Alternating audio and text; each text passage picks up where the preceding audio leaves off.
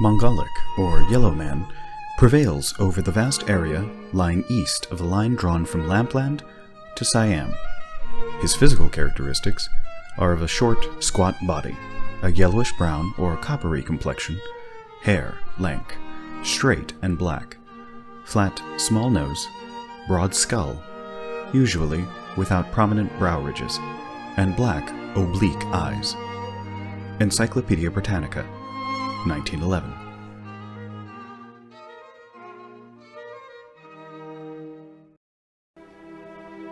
The orcs were definitely stated to be corruptions of the human form seen in elves and men. They are, or were, squat, broad, flat-nosed, sallow-skinned, with wide mouths and slant eyes. In fact, degraded and repulsive versions of the two Europeans' least lovely Mongol types. J.R.R. Tolkien, in a letter to Forrest Ackerman.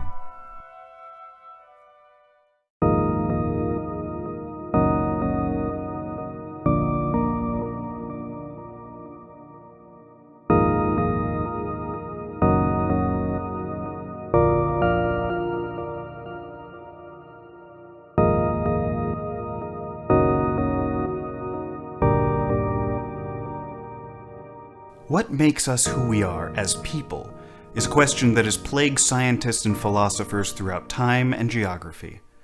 What makes you, well, you, can involve questions of psychology, biology, sociology, and to some, spirituality. We can use labels that tell details about ourselves. I can tell you that I'm a mixed ethnicity man, citizen of the United States of America. I'm a lawyer, a father, a husband, son, brother, friend. The list goes on and on. But none of those things necessarily define me. None of those things makes me who I am. What about my morality? Does that come from my culture? Is there an origin in my genetics?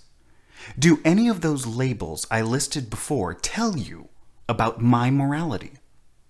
Aside from the lawyer one, does the idea that my worth is intrinsically tied to my race bother you? What is it to be racist?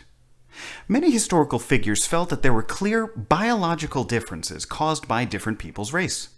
Winston Churchill said as much when discussing the indigenous peoples of the Americas and Australia. Quote, "I do not admit for an instance that a great wrong has been done to the Red Indians of America or the black people of Australia. I do not admit that a wrong has been done to these people by the fact that a stronger race, a higher grade race, a more worldly wise race, to put it that way, has come in and taken their place." These were the words of the leader of one of the most powerful nations in the world, who was in power during my father's lifetime. And that foundation from which this vile sentiment is built is biological essentialism. We're going to define what we mean by that, discuss the history of bioessentialism, and talk about how the concept rears its ugly head in fantasy and Dungeons and Dragons, and discuss if it even matters when dealing with fiction. So without further ado, let's put race in D&D on trial.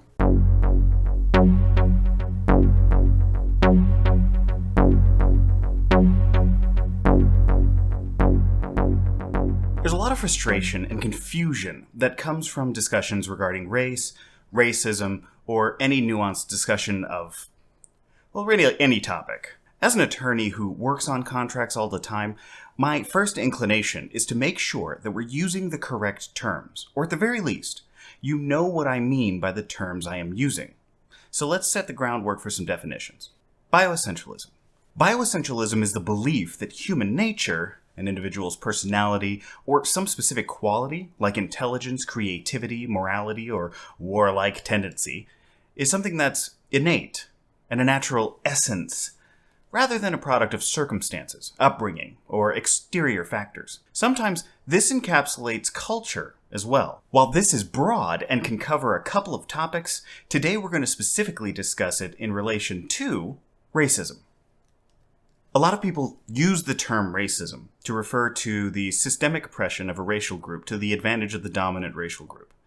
They use this term to specify the overall system that can be only utilized by those in power against those who are not. For the remainder of this video, I will refer to racial prejudice as racism, and a person who intentionally holds prejudicial beliefs based on race as racist. When referring to the systems in place and power structures that oppress people because of their race, I will say systemic racism or institutional racism. Just to be clear, race. This is super tricky. Race has meant a lot of different things over time. Generally speaking, race is a group of people that share some specific physical characteristic or social characteristics, or were people from a specific geographical region, or were people tied together by a singular language. This definition has changed over time. Most people utilize the same test that former Supreme Court Justice Potter Stewart used in the 1964 obscenity case, Gygax v. Ohio. I'll know it when I see it. I will try to use the term the way that our society intends it, referring to certain people connected by a physical trait, most notably skin color and ancestral geography. Race in D&D. To my knowledge, within the core books of any edition of Dungeons & Dragons, race is never actually defined. I was once in an online discussion where I asked someone to define race in Dungeons & Dragons, and their response was literally humans, elves, dwarves, halflings, dragonborn, gnome, half-elf, half-orc. This is not a definition. Do I need to read out the definition of the word definition? Is that too meta? So this is going to stay murky. But now we have the definitional foundation set. We can start talking about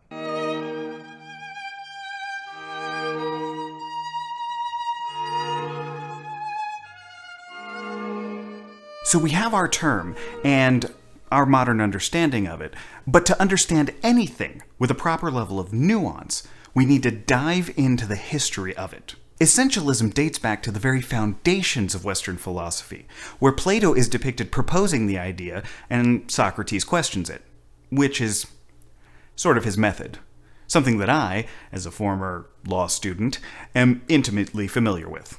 The study of law is something new and unfamiliar to most of you, unlike any schooling you've ever been through before. We use the Socratic method here. I call on you, ask you a question, and you answer it. Why don't I just give you a lecture? Because through my questions, you learn to teach yourselves. Essentialism invades people's thoughts, as various studies in psychology have already shown, and we need to figure out the mechanisms behind that. But we are talking about bioessentialism, and in the biological sciences, we need to look at its prevalence in the field of scientific racism. Scientific racism is an idea that you can empirically prove differences in races to justify racial discrimination, or one's race's superiority to others. There were many historical figures who believed in this pseudoscience, including Thomas Jefferson, who was famous for having these beliefs. He wrote in Notes on the State of Virginia, comparing them by their faculties of memory, reason, and imagination, it appears to me that in memory they are equal to the whites. In reason, much inferior, as I think one black could scarcely be found capable of tracing and comprehending the investigations of Euclid, and that in imagination they are dull, tasteless, and anomalous. I advance it therefore as a suspicion only that the blacks, whether originally a distinct race or made distinct by time and circumstances, are inferior to whites in the endowments both of body and mind. Jefferson. Perhaps it's true what they say.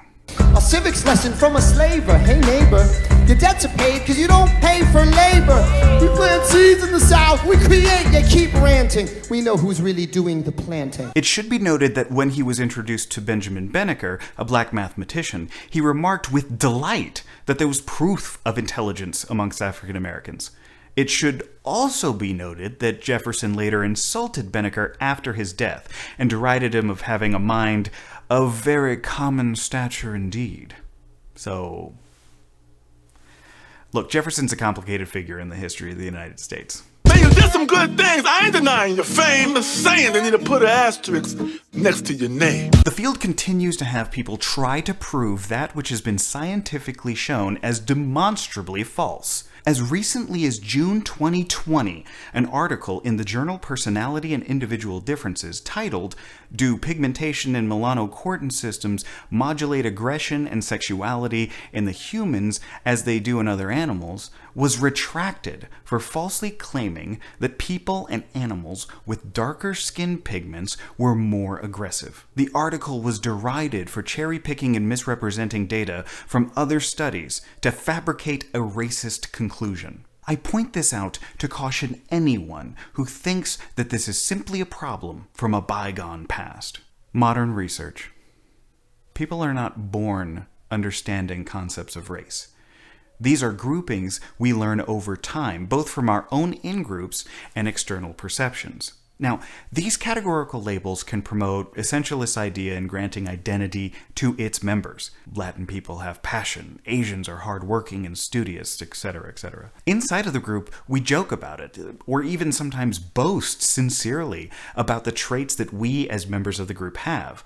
Sometimes we flip the tables on people outside of the group. For multiracial people, we get comments like, "You're so smart, must be your Asian side," or "You have a little of that Latin short temper." Of course, we also get excluded from the conversation as well. But these are stereotypes. Some are positive and some are negative. Essentialism has been shown to correlate with people being more accepting of stereotypes. We actually view these categories to be natural, as opposed to the that they are, and that viewpoint actually supports the idea that racial hierarchies are also natural, because if we accept that the categories are natural and that those categories have an essence to them, then you could feasibly start ranking essences into what is better or worse and stratify racial groups based on that. Having bioessentialist beliefs predict exaggerations of the minor differences between these made-up categories and making them into irreconcilable rifts, which motivates a lack of interracial relationships and interaction, a lack of sharing resources with members outside of your group category, and supporting border-securing policies. We're going to build the wall. We have no choice. Research shows how this categorization and bioessentialism shapes the fabric of our legal and political systems. You may have noticed that at some points I say bioessentialism and at other points I say essentialism. That is because our brains don't limit essentialism to just biology. Sometimes we set up other just as arbitrary categories about people that do or do not relate to race. For instance, Canada's racial makeup is similar to the American side of the northern border. Canada has a reputation of being nice, polite, liking coffee, donuts, and hockey. Well, I live in the American South.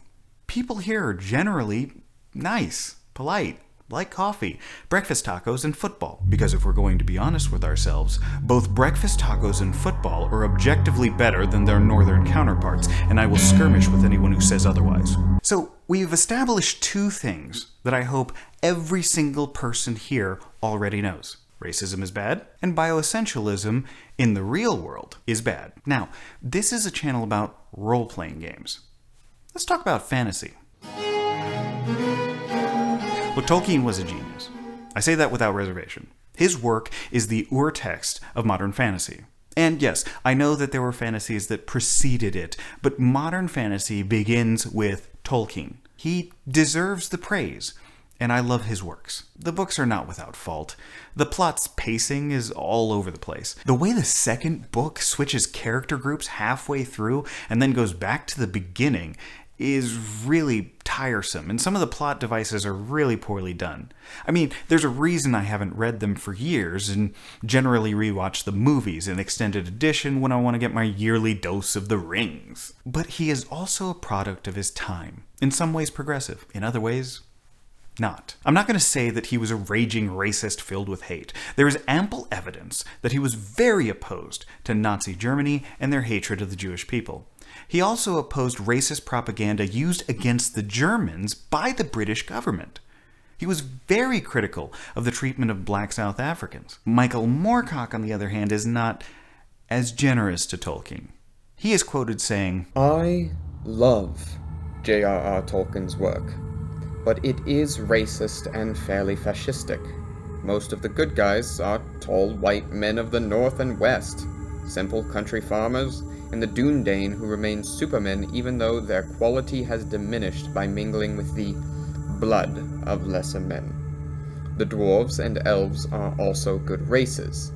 The enemies are various swarming slave races, the cowardly Easterlings, the savage elephant-riding painted Haradrim, the literally subhuman orcs. Those counseling peace are perfidious fools, cowards, or traitors. This won't keep me from rereading the Silmarillion, The Hobbit, Lord of the Rings, and The Children of Hurin, but Tolkien was a man of his time and place, and we should appreciate his virtues without ignoring his vices. Calling Tolkien himself a fascist is quite a few bridges too far for me." Mr. Moorcock, never change. Not the most flattering description. But when reviewing Tolkien the person versus Tolkien the creator, there does seem to be a clear separation. In Tolkien scholarship, there appears to be three camps on this particular issue. People who view Tolkien as a racist, people who view him not as racist, and people who think he can be both at the same time. I actually find myself in camp 3. Tolkien tried not to be racist. I think he consciously thought it was a bad idea. However, he's still a product of his time, and the British Empire in the early 1900s was a pretty racist place. He was a person who probably didn't think much about race, and so used terrible racist tropes in his writing without really giving it a second thought. He felt he was making a fairy story, a legend for England. The English are light-skinned. He wanted a juxtaposition. Well, he found that in a mishmash of characteristics that formed the orcs or goblins. I don't think this was intentional. It was definitely ignorant, but I think that if someone sat down with Tolkien to have a talk about how this really didn't look or feel good to people who are not white British folks, he might have actually listened. Maybe even changed it. Maybe that's naive. To be honest, when I started looking into this, I thought I would find myself being less forgiving to Tolkien. But while I don't condone the use of racist tropes in his works, after really diving into this, I don't think he deserves a lot of hate. Maybe my standards are too low, but for a British man in the early part of the 20th century, he wasn't that bad. It's not a ringing endorsement, but that was just Tolkien. Gary Gygax was famously anti-Tolkien, not a big fan of The Lord of the Rings. He said, quote, I found the Rings trilogy, well, tedious. The action dragged, and it smacked of an allegory of the struggle of the little common working folk of England against the threat of Hitler's Nazi evil.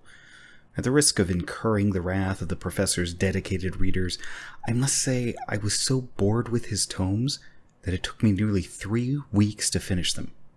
This is funny to me because Tolkien was famous for saying his work wasn't allegorical, but everyone seemed to see the allegories all over it. What about Michael Moorcock? His work doesn't really revolve around racial issues, although most of the people in them are morally ambiguous anti-heroes. He's also an outspoken critic of other fantasy for promoting such prejudice. We've spoken of his views on Tolkien, but he also felt Robert Heinlein was a xenophobe and that H.P. Lovecraft was a racist misogynist, which he most certainly was. Some of that might be just being a cantankerous Brit. I'm not sure why, but I find this incredibly endearing. Another big influence on Gygax was Robert Howard of Conan the Barbarian fame. Howard was also complicated. On one hand, there were clear descriptions of race, with most dark-skinned or Asian-coded people being evil, and the Shemites being evil corollaries of the Jewish people throughout his work. But he apparently mellowed in his later years. Howard scholars debate his racism, with most just thinking he was a sheltered man. He was from rural Texas. Never really left the state, and didn't have much contact with people outside of the people around him telling stories about these other races. A white protagonist fighting the evils of people of color. It lays underneath all of his work. Part of me, again, finds myself sympathetic. I know what rural Texas can be like. Many times they are ignorant, wildly offensive, but oddly they don't mean to be. They will just say some wild, unthinking comment, but use it in the middle of a sincere compliment. Sort of the, you speak so well, I always said that Asian people were smart. Just give them a chance to learn English, and they can talk like a normal person. Maybe I've lived in Texas too long. Their hearts are in the right place, even though they say things that instantly give me a headache. So I looked through the original white box edition of Dungeons & Dragons. You could be a human fighting man, magic user, or cleric. You could be a dwarf fighting man, halfling fighting man, elf fighting man, or magic user. The word race never appears in the original D&D at all. Ever. Side note, there is a slight bit of sarcasm to halflings where Gary Gygax starts their description by stating, should any player wish to be one, the shade. But that's not all. When discussing fantasy races as they appear, there are no discussions of ability score changes. Dwarves get magic resistance, the ability to use one specific magic weapon, are good at architecture, and know some languages. Elves can switch classes between adventures. They can wear magic armor as magic users, slightly better at finding hidden doors, gain some combat bonuses that are found in a completely separate game, and speak some additional languages. Halflings get magic resistance and are pretty good with missile weapons, as detailed in a completely separate game. Gygax hated the hobbitses. This sort of continues for the D&D basic red box and Moldvay versions, except those non-human races are now just classes of their own. Moving on to advanced Dungeons & Dragons, you get your first discussions of race. The wording throughout the book is odd. In science, race and species once were interchangeable, and with Gygax's affinity for archaic language, it is unclear if he means the older definition of species or the modern definition, which, as we discussed, is still murky. Generally speaking, species cannot interbreed, but the races in Dungeons & Dragons can, which would suggest that they're actually variations of a single species. But it's not an absolute determination. Look at the half-elves. It states, half-elves do not form a race unto themselves. Okay, well, that's odd. Let's look further under half-orc, and it states, orcs are fecund and create many crossbreeds, most of the offspring being typically orcish. However, some 1/10 of orc-human mongrels, are sufficiently non-orcish to pass for human. So yeah. It continues. As it is assumed that the player character which are of the half-orc race are within the superior 10%. There's so many things to unpack here. First of all, the fact that half-elves are not a race, but half-orcs are, is odd. Possibly just an oversight or typo, but this seems a little weird. I made an entire video about how I felt about the slur, where I was told by a lot of people on the internet that it was not offensive, because random strangers on the internet are arbiters of what racist people yell at me in the real world. I really wish some of you were around when people did that. I would love to see how that conversation would go down between you and some random bigot. Additionally, there's a lot of history and pain wrapped up in the concept of passing and that being superior. Passing is something that comes up a lot when speaking of multiracial people especially, but also minorities in general. It is the idea that a person looks like a specific ethnicity. For example, I am Asian passing and Filipino passing, as I have had Filipino people come up to me and say something in a language I don't know, then apologize in English and say that they thought I was Filipino. I smile usually, explain that I'm not, and then go back to buying my pizza at Whole Foods or whatever. But even though I am just as Hispanic as I am East Asian, I'm not necessarily Hispanic passing. People don't look at me and assume that I'm Hispanic. But me looking more Asian does not make me more Asian, nor does it make me superior, nor would the reverse be true if I look more Hispanic. Going back to the book, for the first time, the different races get bonuses and negatives to ability scores. What I always found interesting is that none of the races gets a bonus or negative to intelligence or wisdom because of their race. We have sort of an idea of elves being super intelligent and halflings not being wise, or half-orcs being of lesser intellect, but none of that is the case in the first edition. The only arguably non-physical trait that you can find a modifier for is charisma, something that both dwarves and half-orcs get a negative for. But that could just be a mechanism to show the racism inherent into the world that Gary Gygax created against those groups. That's a little victory. But from here forward, we have ability score modifiers. Second edition shifts them around, and gnomes get intelligence and wisdom adjustments.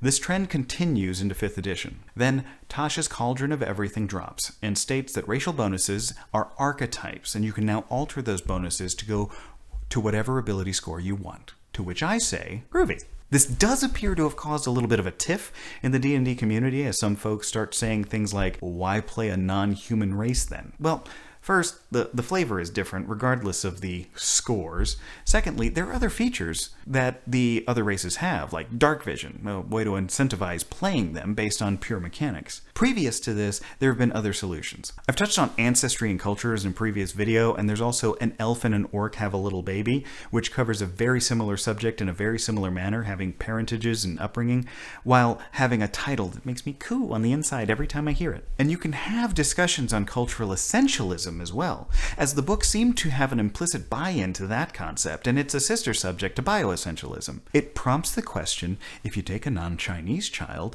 and plant them in Beijing, would they assimilate the math ability? By virtue of being raised in that cultural surrounding? When we understand that race is making that cultural, actually removing the issue, or just shifting it? There's also been the suggestion from Extra Credits and others to make it a uniform. I mean, if you see a person in a Nazi uniform, that's fair game, right? Right? Tie in my flanks. Oh. What? What? I'm sorry, I can't understand what you're saying. These gentlemen are not German. They're Czech, conscripted by the Nazis and forced to fight. They're trying to explain that they didn't kill anyone. According to the translation I found, the soldier is saying, please, don't shoot me. I'm not German. I'm Czech. I didn't kill anyone. I'm Czech. They're looking to be liberated, except they were killed because of their uniform. They weren't even the only ones in German uniforms against their will. There's also this man, Yang Kyung-yong. He was found in a Wehrmacht uniform on D-Day as well. The troops thought he was a Japanese soldier supporting the Germans. Makes sense, considering the alliance between the two nations. But in reality, he was a Korean man.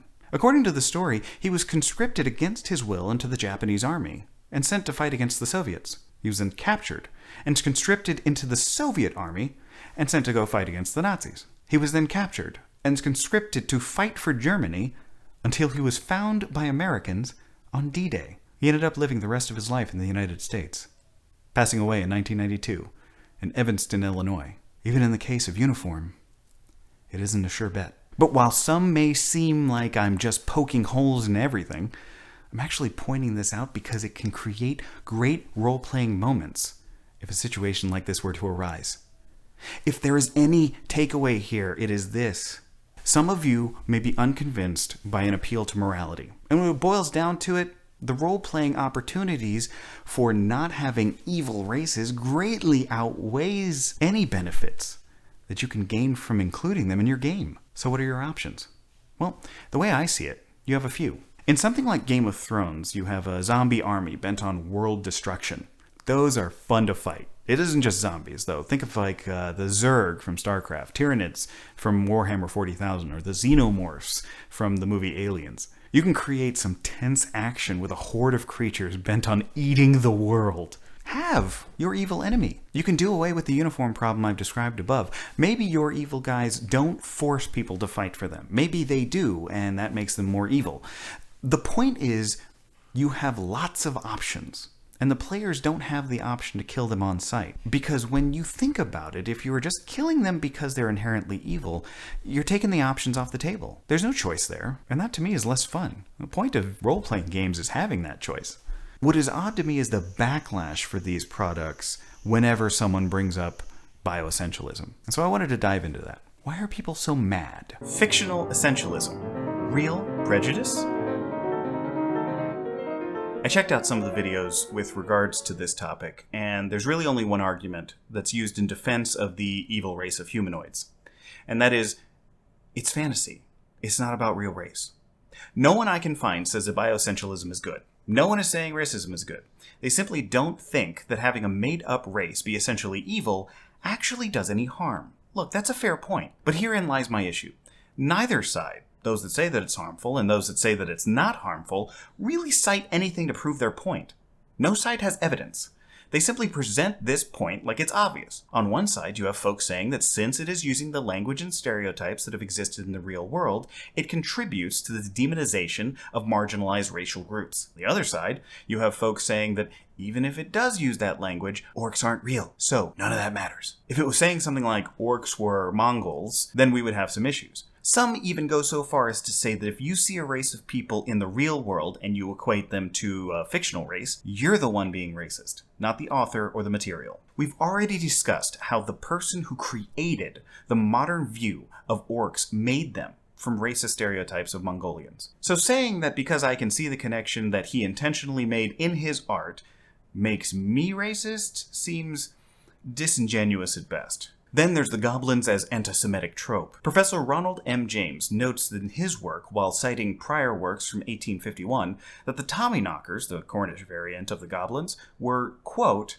"The ghosts, remain as old, are the old Jews, sir. They crucified our Lord, were sent for slaves by the Roman emperors, worked the mines. We find their old smelting houses, which we call Jews' houses, and their blocks of tin at the bottom of the great bogs, which we call Jews' tins." So, yeah, at least in England, where Tolkien is from, the goblin is very specifically an anti-Semitic creature in folklore. So, it isn't just people who make up these links from these fantasy creatures to actual marginalized folks. The authors and the folklore itself links these creatures and makes specific notes that these are the origins. Now, that isn't to say that J.K. Rowling was anti-Semitic when she made Gringotts Bank in Harry Potter. She was pulling from the folklore. That is to say that the folklore itself is anti-Semitic, and Rowling probably should have thought about that when writing her work. Now, we already discussed the idea that essentialism promotes prejudice, racism, and the feeling that social hierarchies are good. Fiction often is used to explore philosophies. Think of how many people love Ayn Rand's books. These works of fiction are the catalyst for converting people to objectivism. It isn't always successful, but there are people who talk about Atlas Shrugged or The Fountainhead like they're required reading. Then you take something like The Matrix. It popularized the idea of reality being a simulation. Since then, a number of individuals have used the Matrix defense as a form of insanity plea. That's a more limited and kind of extreme example, but there are people like Elon Musk and some actual scientists that feel that the idea that we are in a simulation is more than likely true. Musk says to an extreme percentage than the idea that we're living in reality. Some of these fantasy races are clearly based on real-world issues and racist ideas. Goblins, in so much fantasy literature, Harry Potter included, reek of anti-Semitic tropes. Their characterization mimics racist artistic depictions from our own history. Orcs remind me of racist portrayals of Mongolian history, and we've already seen the quote from Tolkien. The language used in these books smacks of transported racist rhetoric picked up from what Europeans said about other people and planted into fantasy, with the window dressing changed. Now, to be fair and to be clear, this type of vilification is not unique to Europeans, but it is the specific European examples of this that form the basis of it in modern literature and gaming. This rears its ugly head in other areas as well. Prosecutors discuss the CSI effect, a phenomenon that shows like CSI create a false sense of the level of scientific evidence that is presented in your run-of-the-mill murder trial. So our accident is not an accident at all. In a study by Donald E. Shelton, Young S. Kim, and Greg Barrick, researching the effects that these shows have on the jury, they found, quote, "In general, frequent CSI watchers had higher expectations for all kinds of evidence than did non-CSI watchers. This means in all categories of evidence, both scientific and non-scientific, the evidentiary expectations of CSI watchers were consistently higher than those of non-CSI watchers. CSI watchers also had a higher expectation of scientific evidence that is more likely to be relevant to a particular crime than non-CSI watchers. Additionally, quote, when presented with a scenario where the prosecutor relied exclusively on circumstantial evidence and presented no scientific evidence, the respondents were more likely to find the defendant not guilty rather than guilty." Okay, sidebar. This is a pet peeve of mine. Every time you see circumstantial evidence discussed in a TV show, it's always talking about its insufficiency.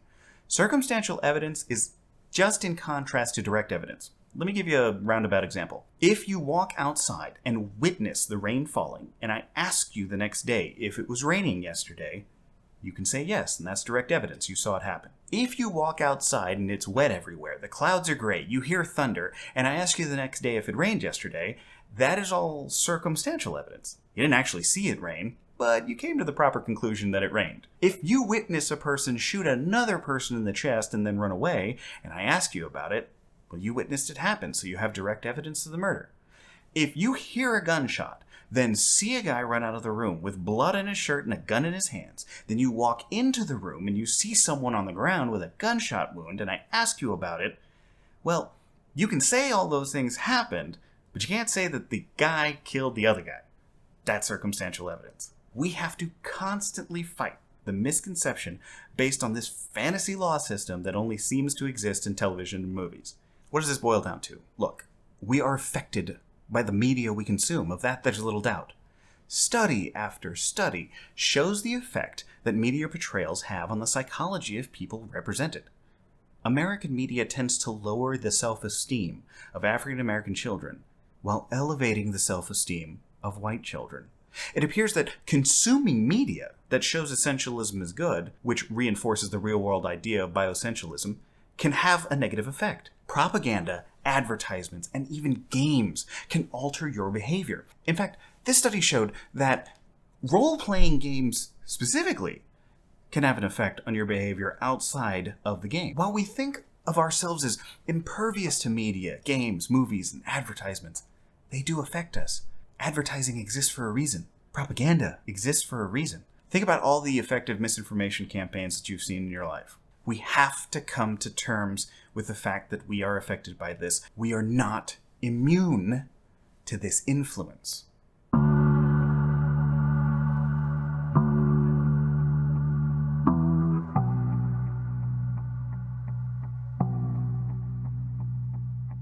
I want to say this outright. If you play with alt works or evil tropes in your game, I don't think you're racist. I mean, you may be, but I don't think that makes you racist. And to be fair, aside from some people on Twitter, and you should never use Twitter as a metric for anything? I haven't really heard anyone say that. I think you're using a racist trope in your game, though. And I just want you to take a second to think about it. I also think it's lazy storytelling. And to be honest, I think we all should think a little bit more deeply about how we set up conflicts in our games. Now, this doesn't mean your big bad evil guy can't be orcs. They don't even need to be complex orcs that are just misunderstood. They can be unapologetic, tusk-stroking, evil-to-the-core orcs. The only thing to really think about is whether or not all orcs in your game are evil. And if so, why? There is a difference between having something bad in your game and promoting immoral ideas in your game. If the evil person is being evil, you aren't promoting evil. You have the grim, dark, and hard situations in your game.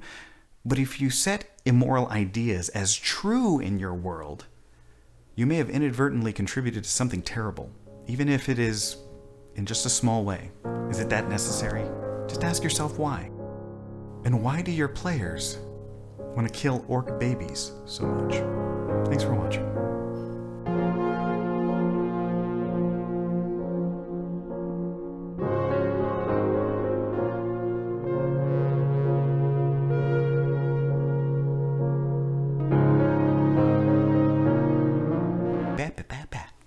Of the Lord of it's not an absolute determinant. Not to be